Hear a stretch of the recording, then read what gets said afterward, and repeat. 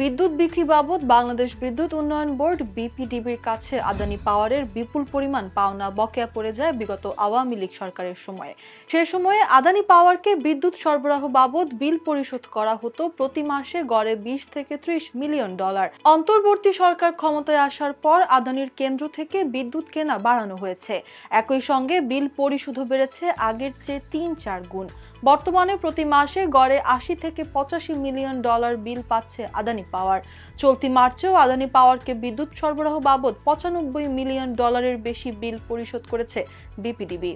অন্তর্বর্তী সরকার ক্ষমতা গ্রহণের পর আওয়ামী লীগ সরকারের সময়ে বিশেষ আইনের আওতায় আদানির সঙ্গে করা চুক্তি বাতিলের জোর দাবি ওঠে। নভেম্বরে এ ক্রয় চুক্তির বৈধতা চ্যালেঞ্জ করে হাইকোর্টে রিটও করা হয়। আদানি সহ 11টি বিদ্যুৎ কেন্দ্রের সঙ্গে ক্রয় চুক্তি খতিয়ে দেখতে গত অক্টোবরে জাতীয় পর্যালোচনা কমিটি গঠন করে অন্তর্বর্তী সরকার। এই কার্যক্রম চলমান থাকা অবস্থায় বাড়ানো হয়েছে আদানির কেন্দ্র থেকে বিদ্যুৎ ক্রয় ও বিল পরিশোধ।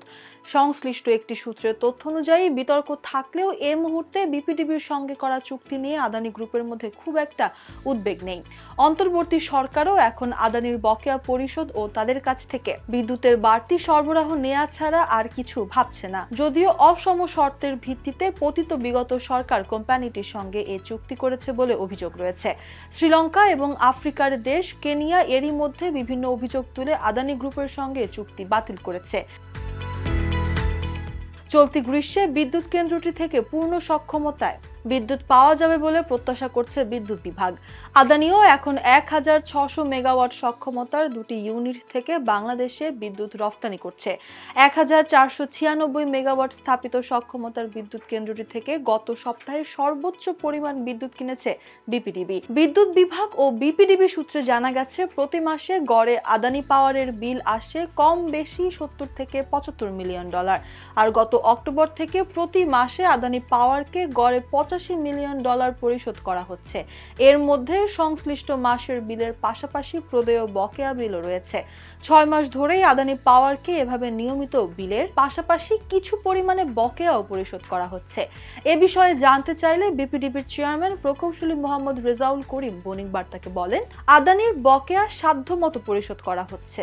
দ্রুত বা নির্দিষ্ট কোনো সময়ের মধ্যে পরিশোধ করতে হবে এমন কোনো কিছু নির্ধারিত নেই। বিষয়টি পুরোপুরি অর্থ মন্ত্রণালয়ের উপর নির্ভরশীল। সেখান থেকে যেভাবে ভর্তুকির অর্থ আসবে সেভাবেই পরিশোধ করা হবে। আদানির হিসাবে বিদ্যুৎ বিক্রি বাবদ বিপিডিবির কাছে এখনো 700 মিলিয়ন ডলার পাওনা বকেয়া রয়েছে বলে নির্ভরযোগ্য একটি সূত্রে জানা গেছে। তবে কয়লার দাম নিয়ে দ্বিমত পোষণ করে বিপিডিবির পক্ষ থেকে বলা হচ্ছে প্রদেয় এ অর্থের পরিমাণ 650 মিলিয়ন ডলারের বেশি নয়। বিষয়টি নিয়ে জানতে চাইলে আদানি সংশ্লিষ্ট একটি সূত্র জানিয়েছে গত অক্টোবর থেকে বিদ্যুৎ সরবরাহ বাবদ নিয়মিত বিল পাচ্ছে আদানি। তবে বকেয়ার ক্ষেত্রে খুব বেশি অগ্রগতি নেই। গত সপ্তাহেও বকেয়া বিল নিয়ে চিঠি দেওয়া হয়েছে। সেখান থেকে ইতিবাচক কিছু প্রত্যাশা করা হচ্ছে। আদানি ও বিপিডিবির হিসাবে বকেয়া বিলের পরিমাণ নিয়ে চলমান সংকট প্রসঙ্গেও দুই পক্ষের মধ্যে আলোচনা হয়েছে। তবে চলতি বছরের 15 জানুয়ারি আদানির পক্ষ থেকে দেয়া এক চিঠির ভাষ্য অনুযায়ী গত বছরের এপ্রিল থেকে বকেয়া জমে 6 জানুয়ারির মধ্যে 840 মিলিয়ন ডলারে পৌঁছেছিল। সে হিসাবে বকেয়া বিলের উল্লেখযোগ্য অংশ এরই মধ্যে পরিশোধ করে ফেলেছে বিপিডিবি।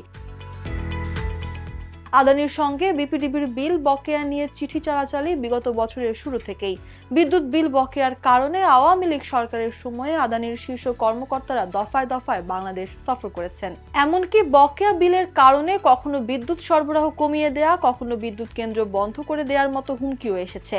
চলতি বছরের ডিসেম্বরে বকেয়া বিল পরিশোধের ওপর ডিসকাউন্ট দেওয়ার মতো অফারও দিয়েছে আদানি গ্রুপ। এখন পর্যন্ত নিয়মিত বিল পরিশোধ বাড়লেও বকেয়া বিলের সংখ্যা নিয়েও আদানি ও বিপিডিবির মধ্যে বড় ধরনের কোনো নিষ্পত্তি হয়নি। বিষয়টি নিয়ে জানতে চাইলে বিদ্যুৎ, জ্বালানি ও খনিজ সম্পদ উপদেষ্টা মোহাম্মদ ফাউজুল কবির খান বণিক বার্তাকে বলেন, বিদ্যুৎ ও জ্বালানি খাতে আমাদের যে ওভারডিউ রয়েছে সেগুলো দ্রুত পরিশোধ করে দেওয়ার চেষ্টা চলছে। বিল পরিশোধের হার আগের চেয়ে বেড়েছে, কারণ এটা না করলে দুটি সমস্যা তৈরি হচ্ছে।